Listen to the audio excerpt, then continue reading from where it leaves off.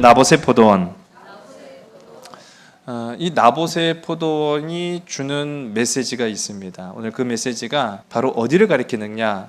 나에게 있다라고 하는 것이지요. 이뻐요? 별로예요? 내 기준에는 안 미쳐요? 예. 624년, 굉장히 오래된 얘기죠. 624년에 무조라는 이름을 가지고 있는 이 여인인데요. 뭐 진짜로 그랬는지 안 그랬는지는 좀 몰라요. 어쨌든 간에 굉장히 용모가 빼어나고 이뻤다라고 했어요. 당시 이제 태종이죠. 태종이 그 소문을 듣고 실제로 와서 보니 과연 천하 일색이로다. 너무 아름다운 거예요. 그래서 이 여인을 궁으로 데리고 옵니다. 그래서 궁으로 데려와서 정오품, 후궁이 정오품이에요. 굉장히 고위 공직자가 한마디로 된 거죠. 뭐 때문에? 외모 때문에. 그때 이 무조의 나이가 14살. 14살에 이제 후궁이 됩니다. 태종의 총애를 한 몸에 받아요. 근데 이 당태종이 누구냐라고 했을 때 고구려가 거의 이제 몰락해 갈 고구려 말렵에 이 고구려를 몹시 이제 괴롭힌 나라가 바로 이제 당나라였고요. 그 당나라의 임금이 바로 당태종입니다. 당태종이 처음에는 이 여인을 막 사랑하고 또 흠모하고 이뻐해서 꽃과 옥처럼 예쁘다라고 해가지고요 별명도 지었어요. 미랑이라는 이 별명도 지어줍니다. 미랑, 그러니까 성씨는 무씨니까 무미랑이 되는 거예요. 좀 성씨가 마음에 들진 않지만 어쨌든 간에 시간이 지남에 따라서 관심이 조금 멀어졌어요. 관심이 조금 멀어지니까 이게 당태종한테는 아무것도 아니지만은 왕으로부터의 관심이 멀어졌다? 그러면 후궁은 그냥 그 인생 끝난 거예요. 그렇게 왕의 관심 밖에 놓여 있을 때 이 무미랑이라는 여인은요 뭔가 좀 달랐어요. 다른 돌파구를 찾으려고 했어요. 그 다른 돌파구를 찾으려고 했던 게 뭐냐? 기회를 이제 만들어가는 겁니다. 그 기회가 굉장히 좀 사실 위험했어요. 태종의 아들을 유혹하기 시작합니다. 이건 뭐 상황이 어쨌든 간에 발각되는 순간에는 생명이 남아나지 않는 거예요. 근데 승부수를 던진 거죠. 마침 649년에 당태종이 죽습니다. 이 왕실에는 관례가 있어요. 왕이 죽잖아요. 왕이 죽으면 황후를 제외한 나머지 후궁들 어떻게 될까요? 절로 다 가야 돼요. 절로 가서 평생을 비구니로 살아야 돼요. 한마디로 말하면 니들은 정치든 뭐든 관여하지 말아라. 아예 그냥 못을 박아놓은 법이 이제 왕실의 법도예요. 그런데 이 당태종이 죽기 전에 그래서 감원사로 끌려가기 전에 이 무미랑이 한 가지 작업을 했던 게 있었다고 말씀드렸죠. 뭘 작업했어요? 이제 황제가 될 왕자를 꼬셨잖아요. 고종이 황제가 됐는데 머릿속에 누가 아른아른거릴까요? 그렇죠. 자신을 유혹했던 이 무미랑이 아른아른거리는 거예요. 교서를 내려서 그 감원사에 있던 무미랑을 다시 궁으로 데리고 와라. 살 길을 만들었더니 그게 적중한 거예요. 그때 나이가 25살이에요. 정오품에서 정이품으로 이제 직급을 좀 높여서 소의라는 후궁의 직책에 봉해요. 그렇게 후궁의 세계로 다시 들어와요. 근데 문제는 뭐냐면은 후궁들 전쟁이 된 거예요. 결론적으로 어떻게 됐을까요? 이 무미랑이 고종의 사랑을 독차지하게 되면서 왕후마저 폐위시켜버려요. 그 자리에 누가 올라갔을까요? 자기가 올라간 거죠. 그 과정에서 엄청나게 많은 사람을 죽여요. 이 여인이 굉장히 독한 여인이에요. 그런 권력의 암투 끝에 드디어 이 무미랑이 왕후의 자리까지 오르게 된 거예요. 그때 나이 32살. 비록 신부는 왕후, 왕의 아내에 불과했지만요. 나라를 쥐락펴락합니다.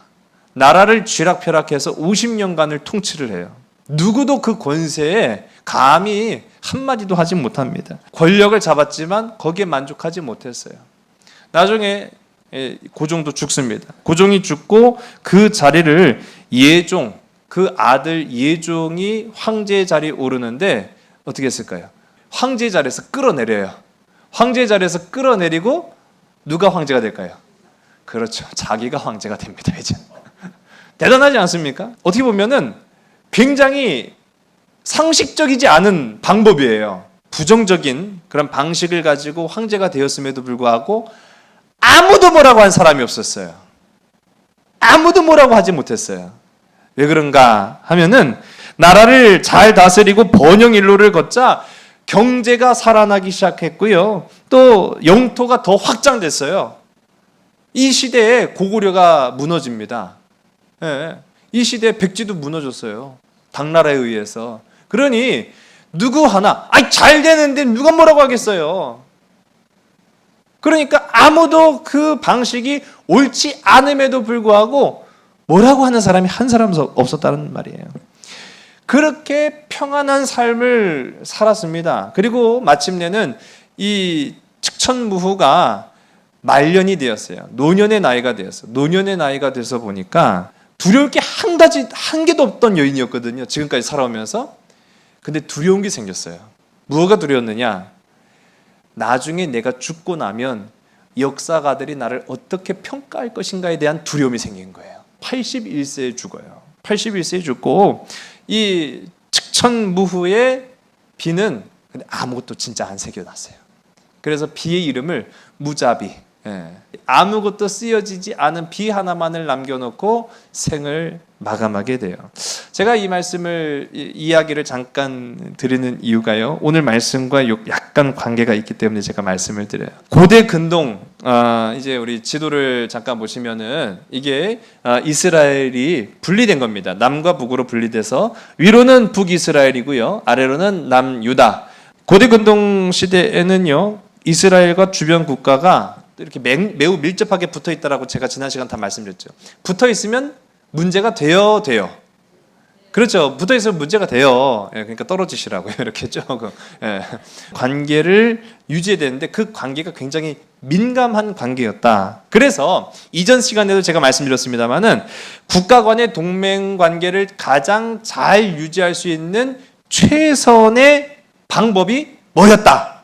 결혼. 그렇죠. 결혼이었다. 예, 기억나시죠? 왕이 결혼하는 거예요. 그 나라의 공주와 결혼하기도 하고 뭐 그렇게 되는 거죠. 그렇게 해서 결혼을 하면은 이제 더 이상 서로 간에 최소한의 예의는 지키는 거예요. 전쟁은 안 하는 거예요. 전쟁만 피해도 그거 꽤 큰 소득이 되는 겁니다. 제가 이전 시간에 이렇게 국가 간의 관계를 가장 잘 맺은 성경의 인물이 누구였다라고 말씀드렸죠? 그렇죠. 이제 생각 다들 아시죠? 맞아요. 솔로몬. 우리가 이제 잘 알고 있는 인물이 솔로몬인데, 솔로몬 못지않게 이렇게 이제 결혼이라는 그런 외교적인 방법을 통해서 이 국가 간의 관계를 잘 맺은 한 인물이 또 나타나요. 그게 바로 아합이라는 인물이에요. 아합도 이 결혼을 통해서 이 외교를 잘 맺었는데, 주변 국가들을 평가해서 이스라엘의 가장 위대한 인물로 손꼽는 사람이 바로 누굴까요? 아합입니다. 아합을 주변 국가에서는 야, 이스라엘 그 아합 그 정치 잘하네, 이렇게 평가받은 거예요. 놀랍죠? 우리의 생각으로는 다윗 아니면 솔로몬 그 정도 될 것 같은데, 의외로 그거를 통해서 우리가 또 알 수 있는 게 있어요. 하나님을 경외하지 않는 사람들한테 인정받는 것은 사실상 아무 의미가 없다라는 거예요. 아합은 하나님을 믿지 않던 사람들한테는 참 많이 인정받았어요. 그런데 그의 결론, 그의 인생의 결말, 그의 열매를 보더라도 하나님 앞에 인정받는 것과 사람 앞에 인정받는 것의 차이가 얼마나 큰가라는 것을 성경을 통해서 우리는 깨달아야 돼요. 오늘도 우리가 얼마나 사람들 앞에 인정받으려고 발버둥 치는 인생을 살아갑니까? 그런데 그렇게 살면 좋냐고요? 지금 당장은 좋을지 몰라요. 그런데 열매를 보게 되면 결코 좋지 않다는 걸 알게 되는 거죠. 그걸 우리가 이제 아합을 평가한 것만 보더라도 알 수 있다는 사실입니다. 오늘 이제 우리가 함께 살펴볼 말씀으로 이제 조금 더 접근해 보겠습니다. 아합 시대에는 이미 남과 북으로 나뉘어졌어요. 그런데 이 남과 북으로 나뉘어졌는데 사실상 영토 면에서만 보더라도 북이스라엘이 더 좋은 조건이었을까요? 아니면 남유다가 더 좋은 조건이었을까요? 월등하게 지금 유리한 조건에 있는 게 북이스라엘입니다. 북이스라엘이 모든 조건, 환경 다 좋았어요. 다 좋아요. 부를 것이 없어요. 이렇게 풍요로운, 어떻게 보면은 아쉬울 것 하나 없는 이 북이스라엘에 오늘 큰 사건이 하나 일어납니다. 그 큰 사건이 발단은 아주 별거 아닌 사건이에요. 포도원으로 시작한 사건이에요. 포도원으로 시작한 사건이 나중에 나라 하나를 뒤집어 놓은, 오늘 우리가 함께 읽은 말씀, 우리 1절과 2절의 말씀을 함께 보겠습니다. 그 후에 일이 있으니라 이스라엘 사람 나봇에게 이스라엘의 포도원이 있어 사마리아 왕 아합의 왕궁에서 가깝더니 아합이 나봇에게 말하여 이르되 내 포도원이 내 왕궁 곁에 가까이 있으니 내게 주어 채소밭을 삼게 하라. 내가 그 대신에 그보다 더 아름다운 포도원을 내게 줄 것이요 만일 내가 좋게 여기면 그 값을 돈으로 내게 주리라. 아멘. 자, 아합이 왕궁에서 이렇게 왕궁이 굉장히 높았다라는 것을 의미합니다. 이스라엘 평원이 이게 쫙 펼쳐지는데 그리고 이렇게 쫙 보고 있었어요. 탁 보고 있었는데 하나가 딱 눈에 띈 거예요. 포도원 하나가 이제 눈에 띄었는데 그 포도원이 누구의 것이냐? 저것이 왕궁 소유냐 아니면 개인 소유냐 하고 아마 신하들한테 물었겠죠. 그랬더니 신하들이 알아보고 와서 임금님 저것은 왕궁 소유가 아니라 한 개인의 소유인데 나봇이라는 사람의 것입니다. 아마 이렇게 보고를 했을 거예요. 근데 오늘 우리가 함께 읽은 말씀을 보면은 왜 그 나봇의 포도원을 원했는지에 대한 직접적인 이유는 나타나지 않아요. 그래서 우리가 이 말씀을 우리한테는 친숙한 말씀이고 굉장히 익숙하고 많이 들었던 얘기인데 성경을 한번 잘 보자고요. 직접적으로 이 나봇의 포도원을 원한 까닭이 안 나와요. 근데 미뤄보건대 포도 때문은 아니었다라는 생각을 좀 제가 해봅니다. 아니 이스라엘이라는 땅 자체가 다 비옥하다고요. 나봇이 소유한 그 땅만 비옥한 게 아니에요. 사실은 그 평원 자체가 다 비옥해요. 뭘 심든지 잘 나오는 곳이에요. 근데 다른 포도는 그냥 막 시들시들한데 저 나봇의 포도는 아주 그냥 탱글탱글하니 그냥 거봉 같고 아이고 탐스러워라. 그랬을까요? 아니라는 거예요. 그렇지 않다는 거예요. 그러니까 왜 그걸 원했는지는 잘 몰라요. 근데 저는 한 가지 좀 생각해 본 게 있어요. 그게 못마땅한 거예요. 제가 물건을 하나 샀어요. 물건을 하나 사갖고 그 물건이 오기를 막 기대하고 바랬어요. 고대했어요. 그 제품을 탁 받았어요. 너무너무 좋은 거예요. 그런데 딱 보니까 점이 하나 찍혀 있어요. 점이 하나. 기능상에는 아무런 하자가 없는 점이에요. 그냥 겉면에 딱 찍혀 있는 점이에요. 그게 쓸 때마다 제 눈에 띌까요, 안 띌까요? 그런 경험 다 해보셨나 보네요. 아니 이게 사용상에는 아무런 하자가 없어요. 그런데 그 점 하나가 제 눈에 딱 띄인 순간 그거밖에 안 보여요. 이거 왜 찍혀 있지? 새 건데? 이거 기분 나쁘네. 바꿔달라고 해야 되나? 그런 생각이 드는 거예요. 아무런 상관이 없어요. 그거 그냥 무시하고 지나가면 되는데 그게 그렇게 눈에 띄더라니까요. 다른 사람 눈에는 띄지도 않을 거예요. 그거 하나가 아마도 눈에 거슬렸는지 아니면 뭐가 마음에 들지 않았는지 어쨌든 간에 오늘 우리가 함께 읽은 이 본문 1절과 2절의 말씀 보면은 아합이 나봇에게 요구합니다. 야, 그 땅을 좀 내게 팔아라. 내가 채소밭 가꾸려 한다. 그것만 보더라도 포도를 원한 건 사실 아니에요. 포도를 원했다면 왜 거기다 채소밭을 가꾼다고 말하겠어요. 그걸 그냥 거두겠죠. 그리고 네가 요구를 한다면 그것에 대한 합당한 포도원을 줄 것이고 또 그것에 대한 합당한 대가를 줄게. 어떻게 보면 합리적으로 접근을 했어요. 합리적으로 접근했는데 우리 3절과 4절의 말씀을 우리 함께 했으면 시작. 나봇이 아합에게 말하되 내 조상의 유산을 왕에게 주기를 여호와께서 금하실지로다 하니 이스라엘 사람 나봇이 아합에게 대답하여 이르기를 내 조상의 유산을 왕께 줄 수 없다 하므로 아합이 근심하고 답답하여 왕궁으로 돌아와 침상에 누워 얼굴을 돌리고 식사를 아니하니 왕의 요구를 거절한 거예요. 예, 그러기도 쉽지 않을 텐데 어쨌든 거절을 했어요. 거절을 한 이유는 분명해요. 자, 아합이 나봇의 포도원을 요구한 이유는 불분명했습니다. 그런데 나봇이 아합의 요구를 거절한 이유는 분명했습니다. 이 땅은 내가 물려받은 땅이에요. 내 것이라고 할 수도 있겠지만은 더 중요한 거는 물려받은 땅이고 더 거슬러 올라가자고요. 더 거슬러 올라가면은 분명히 가나안의 이스라엘 백성들이 정착하였을 때 그 정착한 이스라엘을 지파별로 땅을 분배했단 말입니다. 그건 누구의 뜻을 따라 그렇게 했어요? 하나님의 뜻을 따라 그렇게 한 거예요. 그러니까 하나님의 뜻을 따라 받은 땅이에요. 즉 누가 주신 땅이에요? 하나님이 주신 땅이에요. 맞아요. 하나님이 주신 땅을 물려받아서 나의 때까지 왔는데 그것을 돈을 받고 넘겨준다? 그 말은 바꿔 말하면 뭐예요? 하나님의 뜻하신과 명령을 내가 그렇죠. 어긴 게 되는 거예요. 나봇의 이 거절의 이유 합당합니까? 합당합니까? 그렇죠. 합당한 거예요.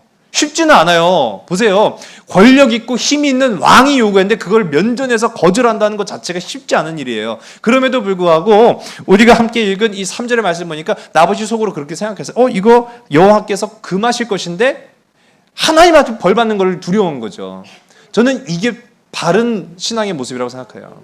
사람 앞에 벌 받는 것이 중요한 게 아니라 하나님 앞에 벌 받는 것이 두려워서 나봇은 왕의 그 권세 앞에서도 거절을 합니다. 그렇게 거절을 하니까 자, 이제 반응이 뭐예요? 4절의 말씀 우리가 방금 보니까 아합이 이유를 듣고 보니까 타당해요. 그렇죠. 반박할 수 없는 거예요. 이거는 왕일지라도 그 앞에서 그런 개벽다구 같은 소리가 다 있어. 그렇게 할 수 없는 거죠. 왜? 맞아요.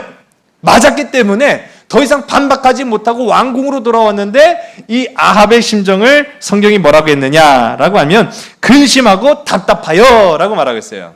이 근심하고 답답하여라는 말, 이 히브리어로 보게 되면 근심하다, 사르라는 말. 근데 이 사르라는 말은요, 안달이 난 모습이에요. 마치 어린아이가 뭘 사달라고 했는데 사주지 않는다라고 했을 때 그거 좀 사줘! 막 하면서 안달난 모습. 굉장히 지금 유치하잖아요. 생각해보세요. 그 포도원 하나가 뭐라고. 별것도 아닌데 그 안달난 모습이 쌀이에요. 또 답답하여라고 하는 이 말, 이 답답하여라는 히브리어는 자예프라는 말인데 이 자예프라는 말은요, 불쾌했다. 그러니까 기분이 굉장히 상한 거예요. 불쾌한 거예요. 한마디로 말하면 기분이 몹시 좋지 않아서 왕궁으로 돌아와 뭘 합니까? 침상에 누워 누운 거야. 한마디로 말하면 마치 얘가 애하고 똑같잖아요. 자기 마음대로 하니까 그냥 들어놓고 막 하면서 들어놓고 나 그 살 때까지 밥 안 먹어! 그거예요.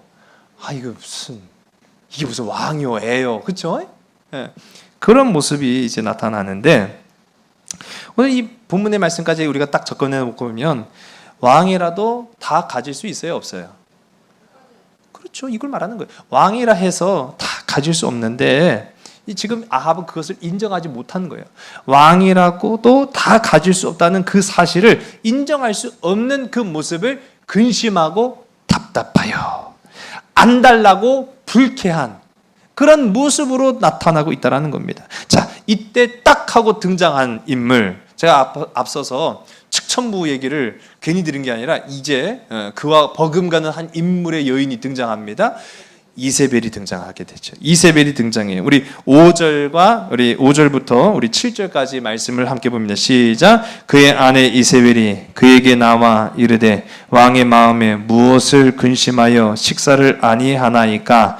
왕이 그에게 이르되 내가 이스라엘 사람 나봇에게 말하여 이르기를 내 포도원을 내게 주되 돈으로 바꾸거나 만일 내가 좋아하면 내가 그 대신에 포도원을 내게 주리라 한즉 그가 대답하기를 내가 내 포도원을 내게 주지 아니하겠노라 하기 때문이로다. 그의 아내 이세벨이 그에게 이르되 왕이 지금 이스라엘 나라를 다스리시나이까? 일어나 식사를 하시고 마음을 즐겁게 하소서. 내가 이스라엘 사람 나봇의 포도원을 왕께 드리리다 하고. 아멘.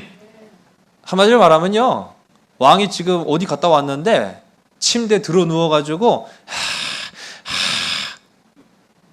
밥도 안 먹고 이러고 있으니까 이제 왕비가 온 거예요. 아니 왕이시여, 왜 그래요? 뭐가 그렇게 근심되는 일이 있어요? 아니 왜 밥을 안 먹어요? 그래서 또 이 멍청한 놈이 나봇이라 내가 나한테 그거 안 주잖아 하면서 또 다 그냥 일러 바친 거예요. 근데 여러분 이 말씀 잘 보세요. 일러 바치는 그 과정 속에 분명히 나봇이 설명한 의도가 잘 드러납니까? 아니면 자기가 하고 싶은 설명만 지금 했어요? 자기가 하고 싶은 설명을 한 거예요. 아합도 그걸 알았기 때문에 수긍하고 반박하지 못해서 돌아왔잖아요. 하나님이 주신 것을 왕이라고 해서 함부로 가져갈 수 없다라는 것을 알았기 때문에 거기에 수긍하고 돌아왔는데, 이세벨한테 설명할 때는요, 그 나봇이라 내가 안 줘! 내가 다 지불한다고 했는데, 내가 다 더 좋은 걸 준다고 했는데, 그 자식이 안 준단 말이야! 자기가 하고 싶은 말만 지금 하는 거예요. 그러니까 이세벨이 뭐라고, 이세벨은 어차피 이스라엘 사람 아니에요. 지난 시간에 말씀드린 아합이 그거 잘했단 말이에요. 외교적인 결혼으로 외교 관계를 잘 맺었는데 베니게의 왕의 딸이에요. 바알 숭배자. 그게 나중에 큰 사건이 일어나죠. 이 이세벨은 어차피 이스라엘 관례도 모르고 자기가 믿는 바알이 더 중요하지 하나님을 경외하는 사람도 아니고 그러니까 아니 뭐야 이게 하면서 한마디로 지금 왕을 가르치는 거예요. 아니 너 바보 아니야? 네가 지금 왕이야. 너 왕이라고 네 마음대로 하면 돼. 아니 멍청하게 왜 그러고 있어? 하면서 알았어. 내가 갖다 줄게. 참 이게 성경을 보면 볼수록 재밌죠. 이제 내가 갖다 줄게 하고 이제 이세벨이 전면에 나섭니다. 우리 8절의 말씀만 우리 함께 읽습니다. 함께 시작. 아합의 이름으로 편지를 쓰고 그 인을 치고 봉하여 그의 성읍에서 나봇과 함께 사는 장로들과 귀족들에게 보내니. 자, 이세벨의 잔인한 음모가 시작됩니다. 그 지역 이스라엘의 장로들, 그러니까 고위공직자들, 그 고위공직자들과 귀족들한테 누구의 이름으로? 아합 왕의 이름으로. 누가 썼어요? 이세벨이 썼지만 왕의 이름으로 귀족, 그러니까 그 편지를 받아본 귀족들은 이건 왕이 보낸 거잖아요. 왕의 명령이잖아요. 왕의 명령이니까 따를 수밖에 없는데 그 명령이 무엇이냐? 음해하고 죄를 뒤집어 씌우고 사람의 생명을 가치 없이 여긴 그런 사건이 오늘 우리가 함께 읽은 말씀에 나타나게 되는데, 이세벨이 이 아합의 이름으로 쓴 편지의 내용은 나봇이라는 사람을 잡아 끌고 와서 재판에 세워라. 그리고 용역을 동원을 해요. 이 용역 두 사람을 동원해 갖고 이 나봇이라는 놈이 왕을 저주한 아주 불온한 놈이라 하고 고발을 하게 해서 결국은 그 나봇을 맞아 죽게 만들어라. 아니 편지의 내용만 보더라도 이거는 잘못된 일이 분명하잖아요. 그러나 어떻게 합니까? 다 그렇게 진행이 됩니다. 앞서도 말씀드린 것처럼 측천무후가 불법적인 방법으로 자신의 권력을 이용해서 정적들을 없애고 권력을 탐합니다. 그러나 누구 하나 손을 들고 반기를 든 사람이 없어요. 왜? 별 문제 없으니까요. 그 권력에 아참하면 자기도 이득을 보니까 아무도 뭐라고 하는 사람이 없었어요. 오늘 말씀에도 보니까 이 아합의 이름으로 쓴 이세벨의 편지를 받은 귀족과 장로들이 결국은 나봇을 죽이게 됩니다. 이세벨의 사악함과 아합의 무능이 합쳐지니까 결국은 뭐가 됐어요? 하나님이 진노하시죠. 하나님이 진노하셨습니다. 우리 함께 오늘 본문으로 함께 읽지 않았습니다만 19절의 말씀을 우리 화면 함께 보겠습니다. 시작. 너는 그에게 말하여 이르기를 여호와의 말씀이 내가 죽이고 또 빼앗았느냐 하셨다 하고 또 그에게 이르기를 여호와의 말씀이 개들이 나봇의 피를 핥은 곳에서 개들이 내 피 곧 내 몸의 피도 핥으리라 하였다 하라. 네가 죽을 것이고 그 죽은 너희 시신과 너희 피를 개들이 핥아 먹을 것이다. 오, 무서운. 이게 누가 하나님이 내린 결론이에요. 그러면서 21절에서부터 23절까지의 말씀입니다. 우리 함께 했습니다. 시작. 여호와의 말씀이 내가 재앙을 내게 내려 너를 쓸어 버리되 내게 속한 남자는 이스라엘 가운데 매인자나 노인자를 다 멸할 것이요 또 내 집이 느밧의 아들 여로보암의 집처럼 되게 하고 아히야의 아들 바하사의 집처럼 되게 하리니 이는 내가 나를 노하게 하고 이스라엘이 범죄하게 한 까닭이니라 하셨고 이세벨에게 대하여서도 여호와께서 말씀하여 이르시되 개들이 이스라엘 성읍 곁에서 이세벨을 먹을지라. 아멘. 다시 한번 하나님께서 진노의 말씀을 퍼붓기 시작하는데요. 그냥 죽지 않는다. 아합과 관련된 아합의 피와 연관된 자들을 다 죽여버릴 것이다라고 해요. 이후에 제가 이제 좀 말씀드리겠습니다만 예후라는 장군이 반란을 일으켜요. 예후라는 장군이 반란을 일으키면서 아합의 자녀들 70명을 다 학살을 해버립니다. 아합의 씨가 말라버렸어요. 결국은 한 나라가 그 포도 하나, 여러분 보세요. 제가 아까 말씀드린 것처럼 그 제품을 받아내 문제 하나 없어요. 하자 하나 없어요. 근데 그 찍힌 거 하나가 제 마음에 걸려갖고 늘 이것만 보이는 거예요. 전체가 보이는 것이 아니라 그 부분 하나가 보였던 거예요.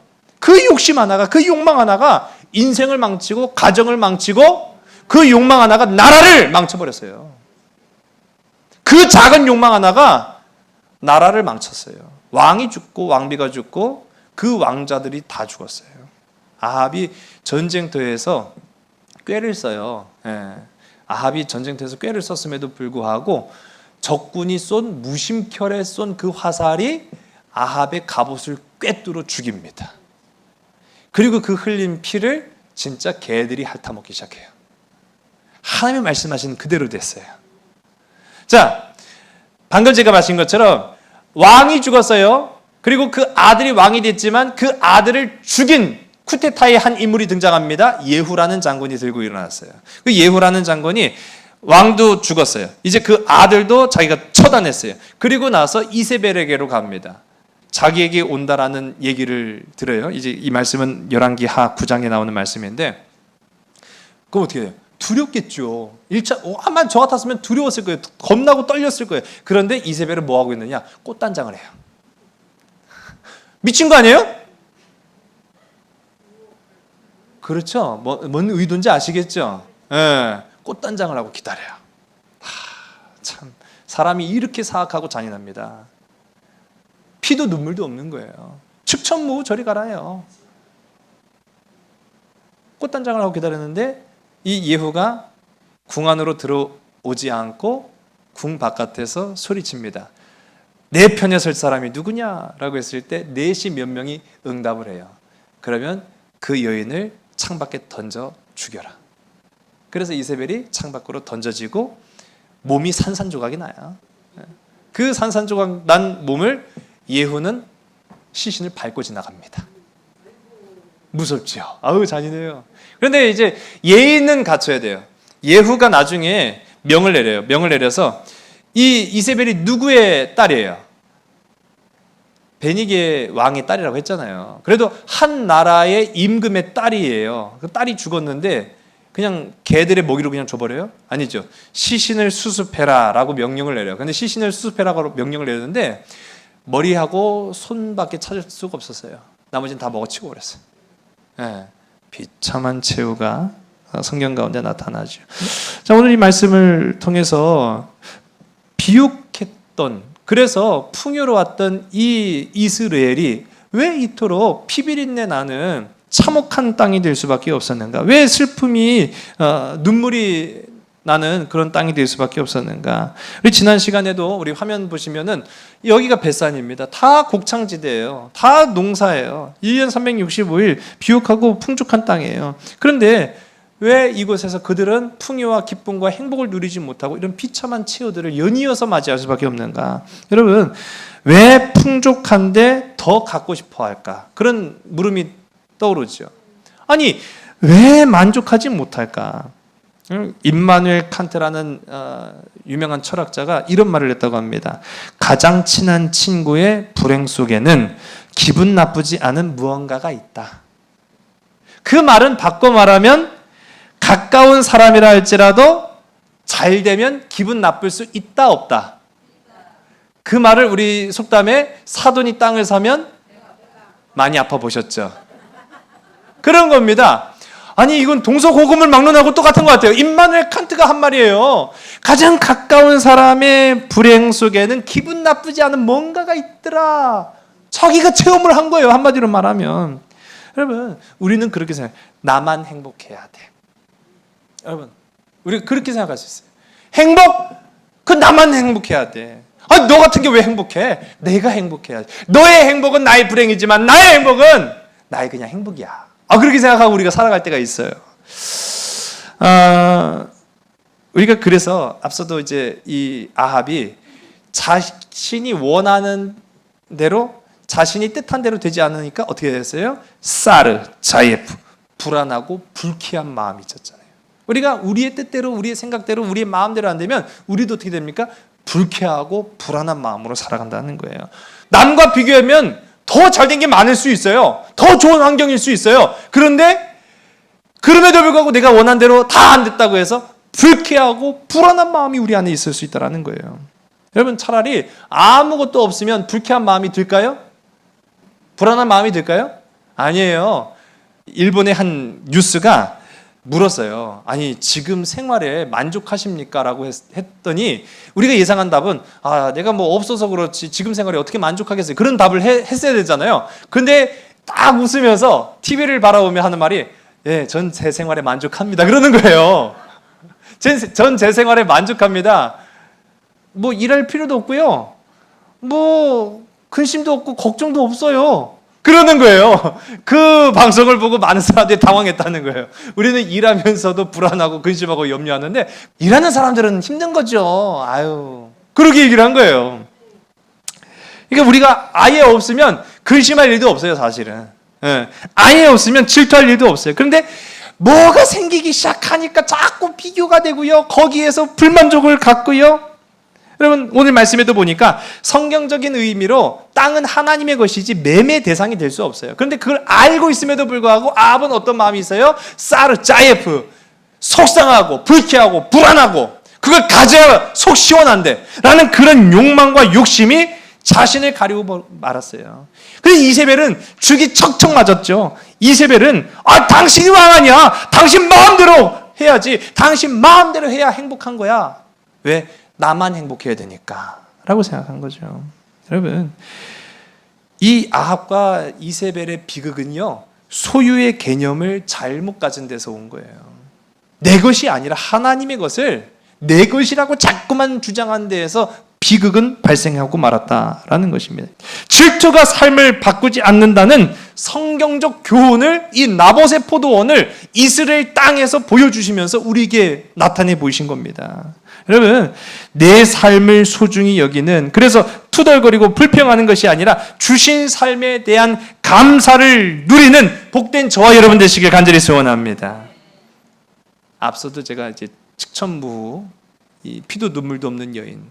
근데 그 여인이요, 오르고 올라서 왕의 자리까지 오르고 보니까요, 한 가지 깨달았어요. 끝도 없이 오르는 사다리는 없구나. 다 왔다라고 생각해서 보니까 이제는 내려갈 일밖에 없는 거예요. 그것이 그 여인을 불안하게 만들었고 그것이 그 여인을 비참하게 만들었어요. 여러분, 모두가 행복하라고 주신 축복이 있음을 기억하시기 바랍니다. 그 모두가 행복하라고 주신 축복은요, 건강이 될 수도 있고요, 물질이 될 수도 있고요, 가정이 될 수도 있고요, 자녀가 될 수도 있어요. 여러분, 이게 우리에게 주신 이스라엘이에요. 이게 우리에게 주신 나봇의 포도원이에요. 그것에 만족하지 못하면은요, 우리도 아합의 선택을 할 수 있고요, 그것에 만족하는 사람은요, 하나님께서 복 주시는 하나님의 자녀가 될 수 있다라는 사실입니다. 오늘 저와 여러분, 우리가 이 세상을 살아가면서 불평과 불만족의 눈으로 바라보고 살아가는 것이 아니라 내게 주신 가정, 내게 주신 생명, 내게 주신 기업에 감사하고 또 하나님 앞에 영광을 돌릴 수 있는 복된 저와 여러분, 우리 모두가 다 되시기를 주의 이름을 간절히 소원합니다. 기도하시겠습니다. 아버지 하나님, 오늘 우리와 함께 하시고 우리에게 귀하고 아름다운 축복을 허락하여 주시사 가정을 주시고 물질을 주시고 건강을 주시고 생명을 주시고 사랑하는 많은 사람들을 붙여주시니 참으로 감사합니다.